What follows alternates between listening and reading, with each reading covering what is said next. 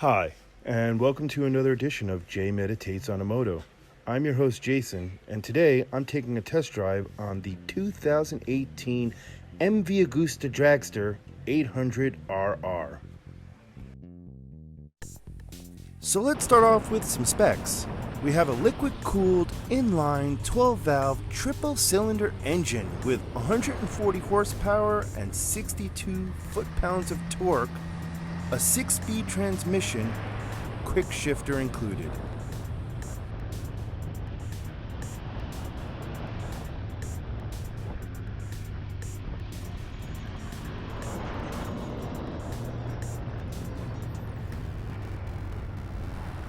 It weighs in at 168 kilos or 370 pounds, has a seat height of 33 inches and a tank size of 4.3 gallons. It comes with 43mm fully adjustable front forks and a single fully adjustable Sachs rear shock.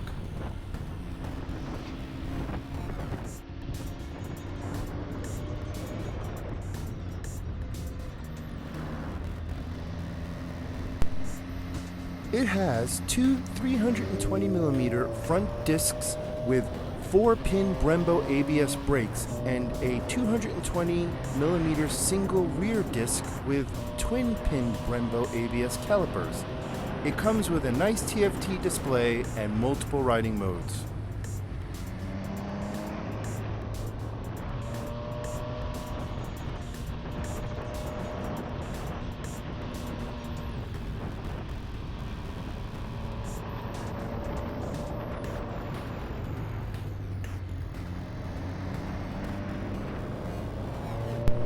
Now that we got those details out of the way, let me get into my personal opinions on this motorcycle. I also wanted to share by saying, before I got to ride this motorcycle, in my mind, it was my dream motorcycle. So stay tuned to the end to see if I still feel that way after this ride.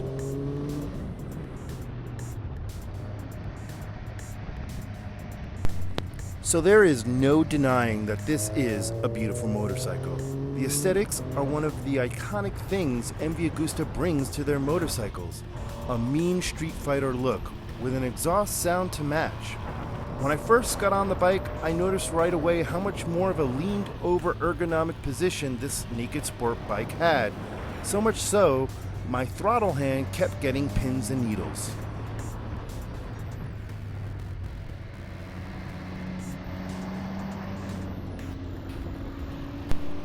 Right from the start, I couldn't miss how fucking hot this motorcycle got. It was like there was a heater on the motorcycle and it blew directly on me the entire time. Suffice it to say, not a recommendation for anyone living in a hot climate like I do in Costa Rica.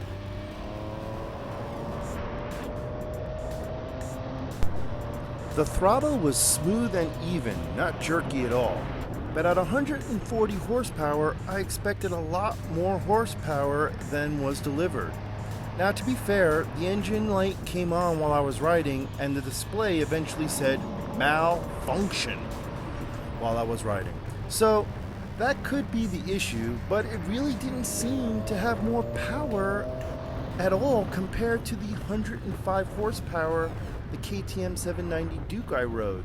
In fact, it felt like the 790 Duke had more torque.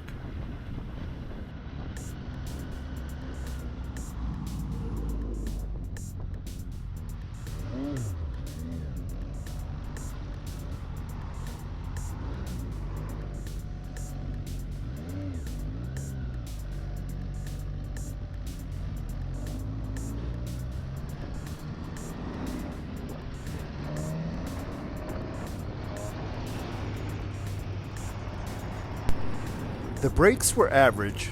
I kind of expected more from the Brembos, but I will say the rear brake was especially disappointing and not very effective comparatively to other motorcycle rear brakes.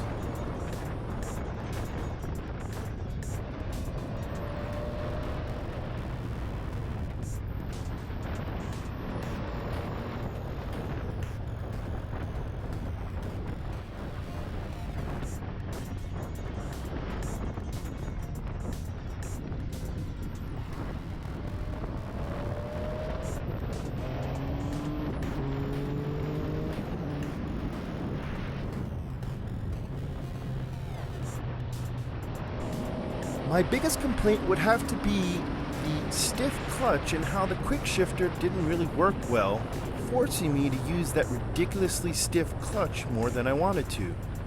It was so bad that my wrist began to hurt so bad it forced me to return back to the dealership before I anticipated. My test ride was about an hour. Also, it was so bad on my wrist that nearly 2 weeks later, my wrist still hurts. I'm icing it like crazy, and I haven't been able to ride my own bike since. And riding home that day was pure torture on my clutch hand.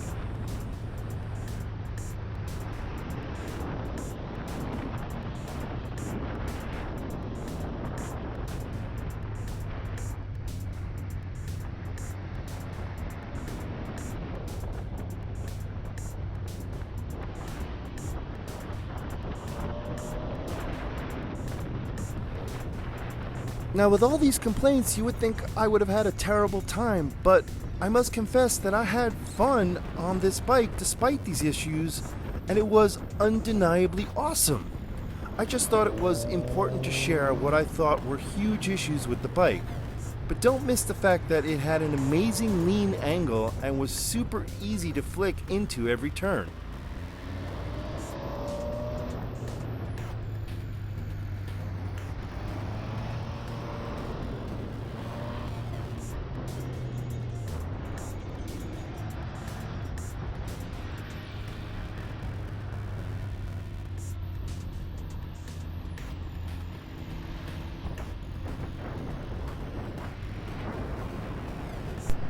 So, the big question from the beginning, would I buy and own this motorcycle? I would have to say firmly, no. While its looks and specs appear amazing, the issues I had were mostly in the comfort area. From the riding position and a ridiculously hot-as-the-sun engine to the wrist-busting clutch and inadequate quick shifter, I will have to pass. And with a high sticker price of $16,000 here in Costa Rica for a used 2018, I'm not terribly upset.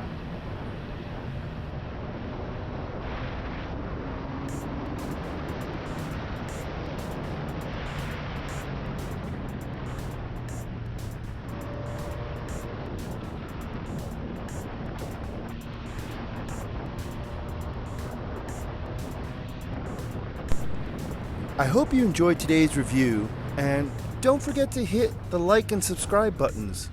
Check out one of the videos popping up on the screen here, and I'll catch you all next time.